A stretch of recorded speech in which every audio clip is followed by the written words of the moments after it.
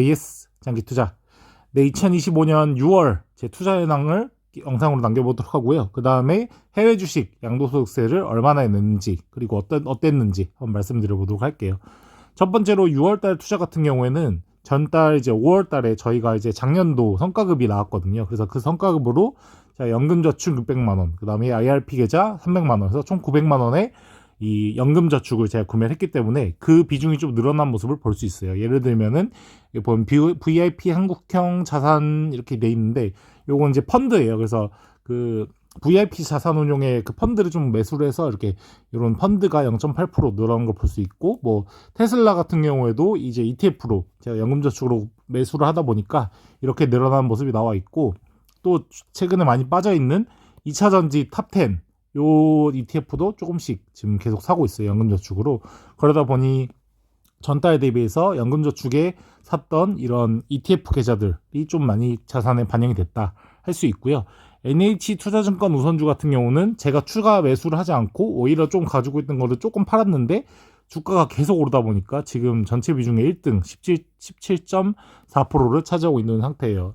워낙 지금 뭐 대선도 이제 거의 끝나가고 증시에 되게 긍정적인 그런 기운들이 많이 모이다 보니까 증권회사가 좀 많이 반응한 것 같고요. 그리고 제가 가지고 있는 이 배당 3대장 세트, 그래서 NH투자증권, 삼성화재 우선주, 서울보증보험 이 세 개가 최근에 계속해서 오르고 있기 때문에 비중상으로 올라가고 있고, 또 최근에 이제 많이 매수한 건 이제 현대차 우선주 같은 경우도 9%까지 모은 상태고요.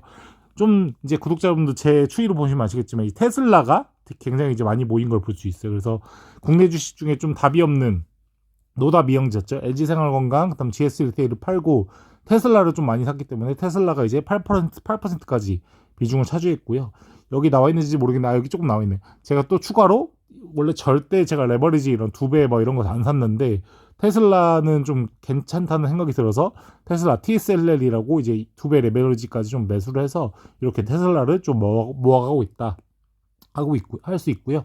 나머지 주식들은 뭐 예를 들면은 이제 비바리퍼블리카 같은 경우도 아마 전달은 이거보다 비중이 높았던 걸로 기억하는데 제가 비바리퍼블리카를 더 이상 매수를 할 수 없기 때문에 지금 계속 그 수량은 그대로인데 이제 주가가 변화한다든지 아니면 이 제 다른 비중들이 올라가면서 이렇게 6% 정도로 낮아진 그런 모습을 볼 수 있어요. 그래서 지금 현재 배당 구성을 봤을 때 제가 현대차 우선주나 뭐 제2제당 이런 걸 좀 사다 보니까 배당금이 좀 올라서 이제 832만 원 지금 연간으로 받는다고 나와 있어요. 그래서 지금 계속 올해 꾸준히 이렇게 주식을 사 모으고 하다 보면 내년에 아마 한 800 후반대 아니면 잘하면 900 초반까지도 아마 받을 수 있지 않을까 싶고, 이제 연간 배당금 1000만 원을 뚫기 위해서 이렇게 모아가고 있다, 이렇게 말씀드릴 수 있을 것 같아요. 그래서 뭐 전달 대비 크게 변화한 건 없고요. 이 ETF가 좀 늘어난 모습, 뭐 이런 에이스 테슬라 이거 액티브 펀드, VIP 펀드, 그다음에 2차전지 이런 것들이 좀 반영됐고, 그 외에 또 QQQ라든지 뭐 그러니까 이 연금 계좌나 IRP 계좌로 산 것들 때문에 이렇게 좀 늘어난 모습을 보여줄 수 있다라고 할 수 있을 것 같아요. 그리고 지난달 드디어 이제 5월 초였나요? 이제 해외 주식 양도소득세가 나왔어요. 그 납부서가. 그래서 제가 납부한 금액은 24년도 기준으로 했을 때 해외 주식으로 번 수익이 한 800만 원 정도 됐기 때문에 그거에 250만 원 공제하고 한 600만 원 정도 중에서 이제 세금을 낸 게 양도소득세로는 국가에 낸 거죠. 이거는 기재부에 낸 거고요.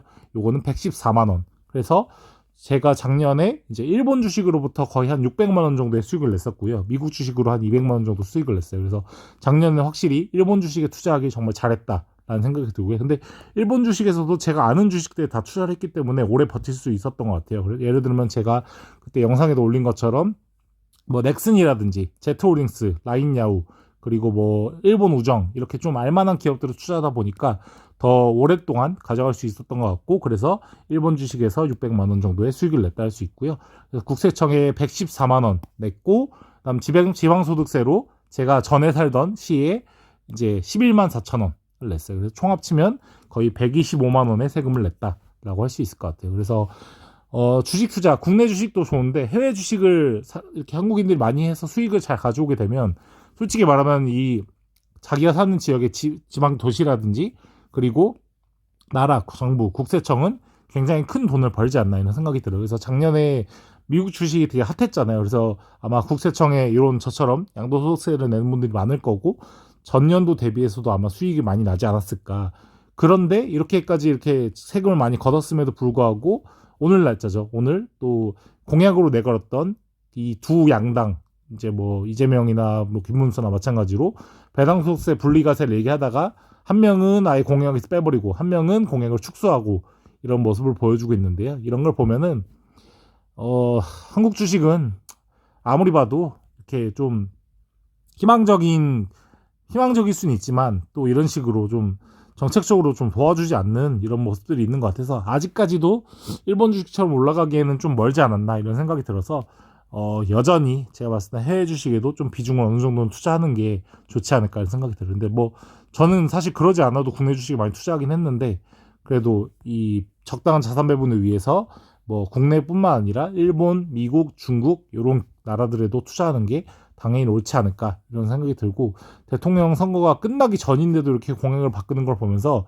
아무리 뭐 정치 그리고 특히나 대통령이 뭐 내 삶에 많은 변화를 가져올 거다라고 하지만 또 막상 이렇게 보면은 공약대로 이행되지 않는 부분들이 있기 때문에 절대 뭐 정치를 다 이렇게 너무 몰입해서 그러지 말고 좀 자신만의 투자 원칙을 잘 이어가는 게 좋지 않을까 이런 생각이 듭니다. 그래서 뭐 이런저런 생각이 드는 6월 2일인 것 같고요. 저는 계속해서 이제 연금저축 그리고 IRP 계좌를 통해서 지금 한 달에 매년 900만 원씩 지금 넣고 있어요. 그래서 요거를 못해도 10년 정도는 무조건 해서 원금이 한 9천만 원 정도 들어가긴 해야 되지 않나 이런 생각이 들고요. 못해도 최소 한 1억 정도는 넣어야지 이게 이제 55세까지 굴러가면서 많은 또 수익을 낼 수 있지 않을까 생각이 들고 지금이야 사실 뭐 굉장히 이제 안 좋은 2차전지 같은 경우에도 이렇게 낮은 가격에 매수를 하면 나중에 또 좋은 결과도 있지 않을까 생각을 하는데 그게 만약에 안 되더라도 여기 가지고 있는 분산 투자로 가지고 있는 뭐 테슬라나 VIP 자산운용의 한국 그 가치주 투자 그리고 S&P 500이나 이런 나스닥 100 같은 요런 그 ETF가 아마 커버를 해주기 때문에 연금이나 IRP나 또 퇴직연금 DC형이나 이런 거에서 아마 장기적으로 봤을 땐 손해를 보지 않는 그런 투자가 되지 않을까 이런 생각이 드는 하루인 것 같습니다. 네, 긴 시간 동안 영상 시청해 감사하고요. 앞으로도 계속해서 이렇게 매월 제 투자 내역을 영상으로 남기는 제이스 장기 투자가 되도록 하겠습니다. 감사합니다.